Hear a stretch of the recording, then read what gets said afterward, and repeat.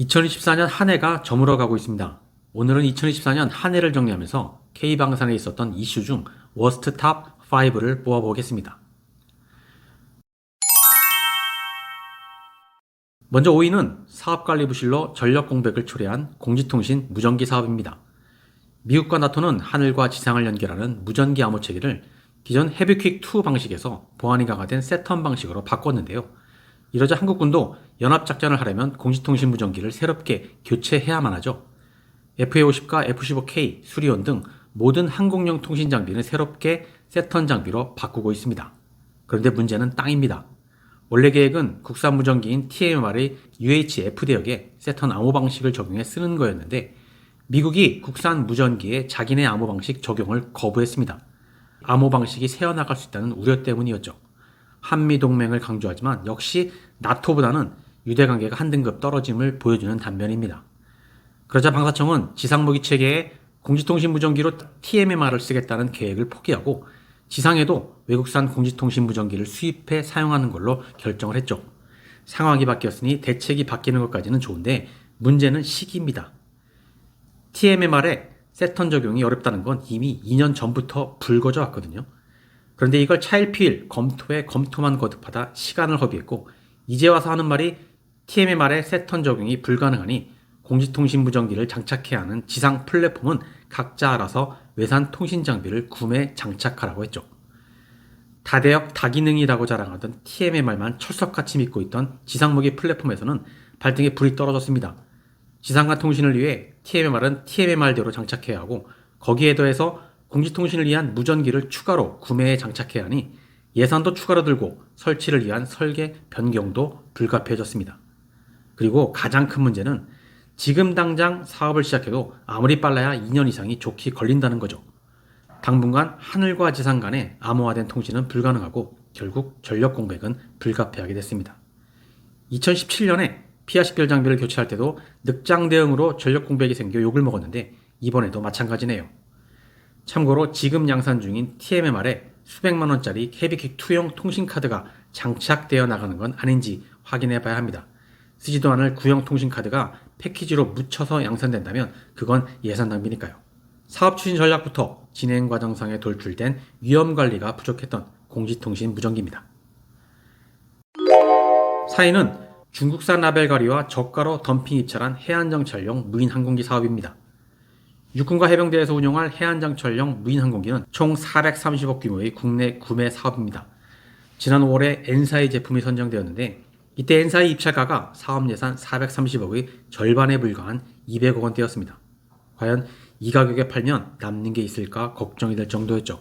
그런데 엔사 제품이 중국산을 국내산으로 라벨가리한 거라는 의혹이 제기되었고 이에 대해 엔사는 처음에 중국산 기체 영상을 참고한 건 맞지만 자체 제작한 거라는 주장을 했습니다. 하지만 방사청이 경찰, 관세청과 조사를 계속 이어가자 결국 7월에는 중국산임을 시인하였죠. 계약은 취소되었고 저가의 중국산을 그대로 가져다 썼기 때문에 그 정도의 헐값으로 입찰할 수가 있었겠구나 싶었습니다. 여기서 문제는 두 가지인데요.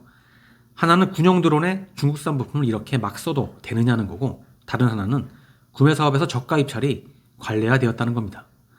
국내 드론 산업에서 중국산 부품의 비중은 이미 상당합니다. 현재 진행 중인 근거리 정찰 드론 사업에서도 대부분 중국산 부품을 사용한 것으로 확인되었고 국내 드론 산업이 가격이 싼 중국산 부품을 가져다가 국내에서 조립 생산하는 수준이다 보니까 국내 드론 산업이 성장할 여력이 없습니다. 핵심 기술이 만들어질 여건이 안 되는 거죠. 게다가 국내 구매 입찰에서 최저 입찰 가격조차 정해져 있지 않다 보니 낙찰을 위한 가격 추월 경쟁이 비일비재합니다. 아무리 싼 중국산 부품이라고 해도 반값에 납품하면 팔아도 남는 게 없는데 이 상태로는 드론 업체가 살아남을 수가 없습니다. 정부에서 말로만 드론 산업을 미래 먹거리라고 하면서 육성한다고 하지 현실은 이렇게 피폐한데 이건 정부 정책의 실패입니다. 정부 정책의 부실로 중국산 부품과 저가 입찰이 난무한 드론 산업입니다.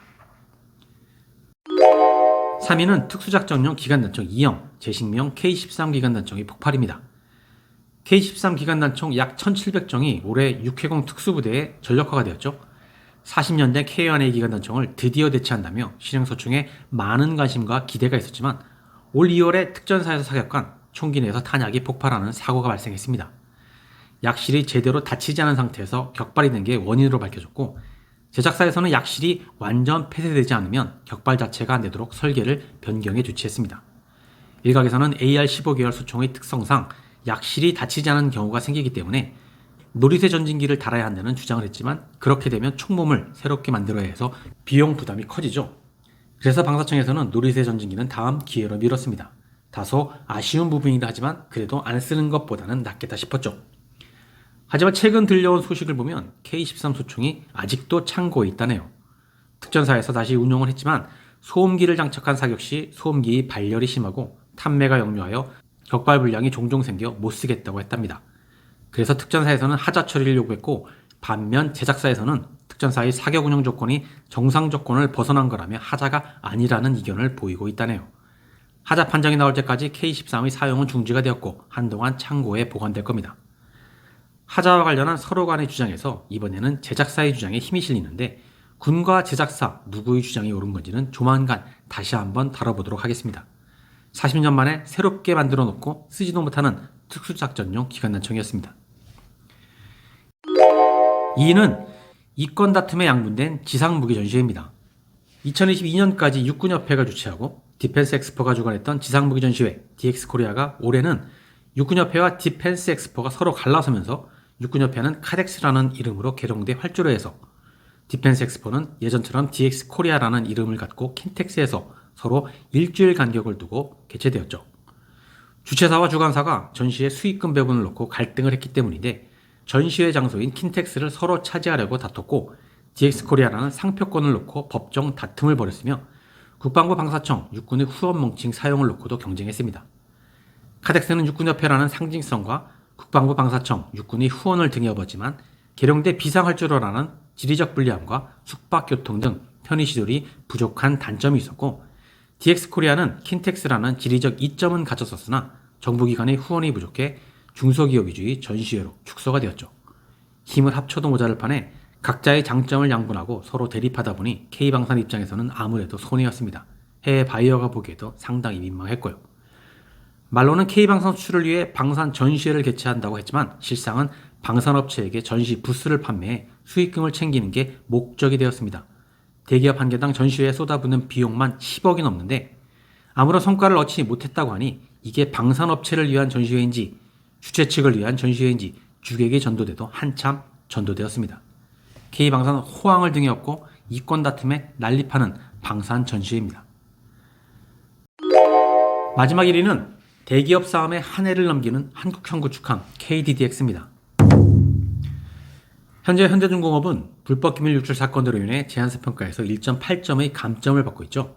7조 8천억 원 규모의 KDDX 사업을 경쟁 입찰로 진행하면 현대중공업이 불리해지죠. 그래서 현대중공업은 KDDX를 기본 설계한 업체가 상세 설계 및 선도함 사업을 해야 한다며 방사청의 수의계약 체결을 주장하죠. 반면 경쟁사인 하나오션은 불법 행위를 저지른 현대중공업과 수의계약을 하는 건 부당하다며 KDDX 사업은 경쟁 입찰로 진행해야 한다고 주장합니다. 경쟁 입찰하면 하나오션이 이번엔 조금 유리해지니까 말이죠. 7조 8천억 원 대형 사업을 놓고 국내 대기업들이 서로 사업 수주에 유리한 이치를 점하려고 경쟁하는 건데 양사 간 싸움이 상당히 치열합니다. 연초에 방사청은 현대중공업의 불법 기밀 유출은 청렴계약 위반은 아니라며 현대중공업 손을 들어줬습니다. 청렴계약 위반으로 판정되면 자칫 최대 5년간 입찰 참가 제한이 될 뻔한 현대중공업으로서는 한숨을 돌렸죠.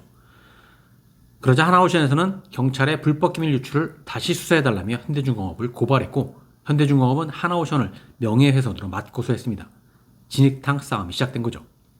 울산과 거제의 시민단체와 정치인, 언론들까지 나서 각 기업 편에서 움직이며 여론을 움직였습니다. 그리고 산자부의 방산업체 지정에도 현대와 하나가 모두 신청하면서 서로 수의계약을 노리고 덤벼들었죠. 전례 없는 복수업체의 방산업체 신청에 산자부는 아직까지도 결론을 못 내고 있습니다. 문제는 이런 대기업 싸움에서 방사청의 잣대가 오락가락했고 올해 착수 예정이었던 KDDX 사업만 내년으로 미뤄졌다는 겁니다. 방사청이 명확한 기준을 갖고 누구 손을 들어주지 못하고 양쪽 눈치만 보다가 한 해가 지나간 거죠. 방산업체에 보안 경각심을 준다는 구실로 보안사고 발생 시 제한사평가 감점 규정을 만들어놨으면 뭐가 어떻든 일단 적용을 해야 하지, 이제 와서 사업의 효율성을 핑계로 적용을 우물쭈물 해서는 안 됩니다. 이럴 거면 지키지도 않을 규정을 뭐하러 만들어놨습니까? 방사청의 이런 보안 감점 문제는 또 있었거든요. 바로 특수작전용 기관단청 1형인데 D사가 기밀 유출로 3년간 보안 감점 페널티를 받았었죠.